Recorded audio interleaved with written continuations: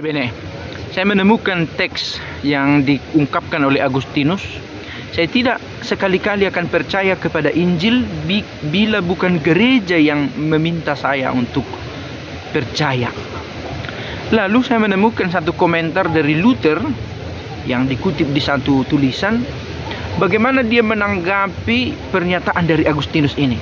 Oke, yang mau saya buat di video ini adalah tanggapan saya tentang pendapat Luther ini tentang pemikiran Agustinus. Mudah-mudahan tidak begitu kompleks. Saya sekarang berada di sini bukan terutama soal Vatikan ini, tetapi di sini ada satu tempat rumah general dari Agustinian, di mana dulu Martin Luther masuk menjadi salah satu anggotanya, meski sekarang sudah melalui banyak pembaruan. Dan Luther seorang Agustinian, dan yang dia kritik adalah pandangan dari Agustinus yang dia ikuti. Oke, apa pernyataan Agustinus tadi? Aku sekali-kali tidak akan percaya kepada Injil bila bukan gereja yang mengatakan begitu. Agustinus sedang menekankan sebuah otoritas, karena kita juga mau mengingat bahwa otoritas kitab suci itu disahkan, diteguhkan oleh gereja. Pertanyaan mendasarnya adalah siapa gereja ini, gitu ya. Nah, apa kata Luther tentang dokumen ini? Luther berkata, siapa rupanya Agustinus sehingga kata-katanya harus kita anggap sebagai kata-kata yang berkekuatan. Mengapa kita harus percaya pada kata-katanya? Di mana pendasaran ayat kitab suci yang mengatakan bahwa saya harus percaya kepada Injil hanya bila gereja memberikan saya mandat atau anjuran nasihat untuk mempercayainya. Mudah-mudahan terang. Jadi Luther mau mengkritik pernyataan dari Agustinus ini. Lebih ke mengkritik Agustinus sendiri yang bagaimana mungkin dia memiliki otoritas untuk membuat satu kalimat yang akhirnya diterima oleh semua orang, gitu ya. Lalu siapa gereja di sini? Nah, Luther juga memandang gereja itu kiranya jangan dipandang sebagai yang ada di sana, yang Katolik itu, karena gereja itu juga termasuk the whole church, seluruh gereja, orang awam, orang yang ingin percaya kepada Kristus itu adalah Kristen juga, katanya.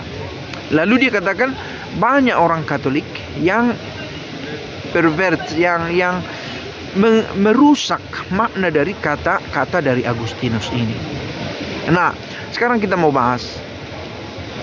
Simpelnya kita buat begini. Apa hubungan gereja dengan kitab suci? Tentu ada ya.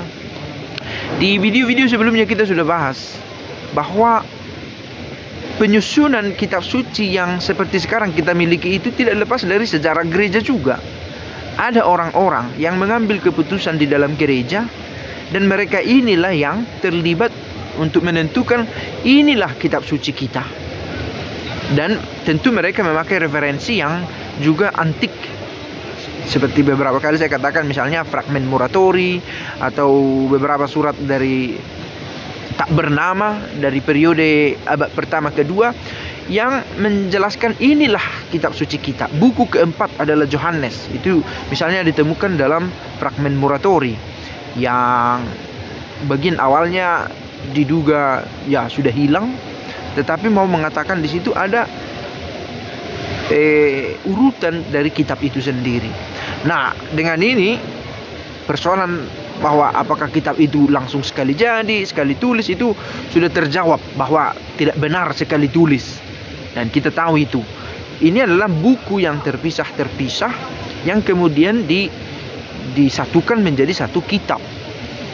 Sebelumnya sudah ada perjanjian lama, dan itu pun perjanjian lama ini dari berbagai kitab juga, dari berbagai tradisi Yahweh, tradisi Priester, macam-macam. Bahkan hanya kitab Kejadian pun sudah disusun dari berbagai tradisi. Nah, sangat human penulisan ya, sangat manusiawi penulisan kitab suci itu, tanpa meragukan keilahian dari kitab itu. Nah, ternyata inilah kitab suciku, inilah yang kupandang sebagai Injil. Siapa mengatakan itu? Gereja.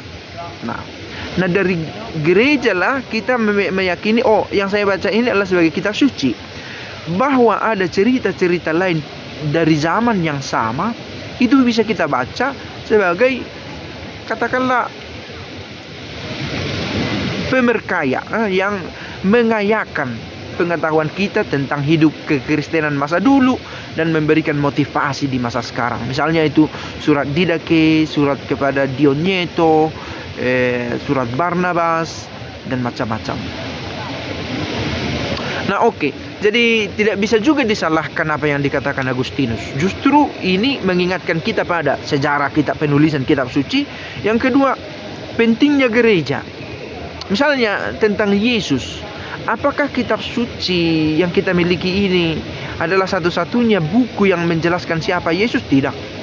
Ada kitab sucinya Mormon, ada kisahnya Manikeisme, yang di sana dicatut juga nama Yesus sebagai salah satu tokoh figuran. Ada juga kitab lain yang disebut Al-Quran, yang dimana disebut Yesus itu sebagai Nabi Isa dan sebuah satu nabi dari yang lain, bukan sebagai sosok yang paling istimewa.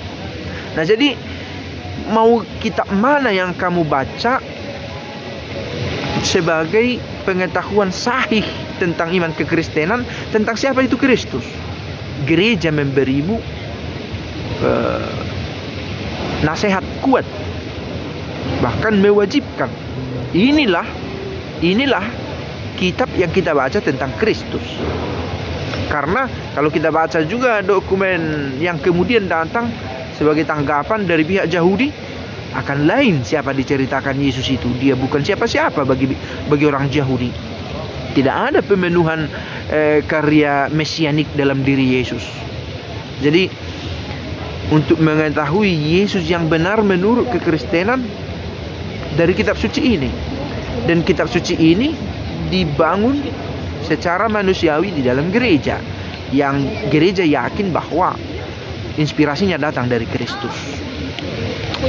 Saya pikir video ini menjelaskan sesuatu, mudah-mudahan, dan semoga berguna. Ciao.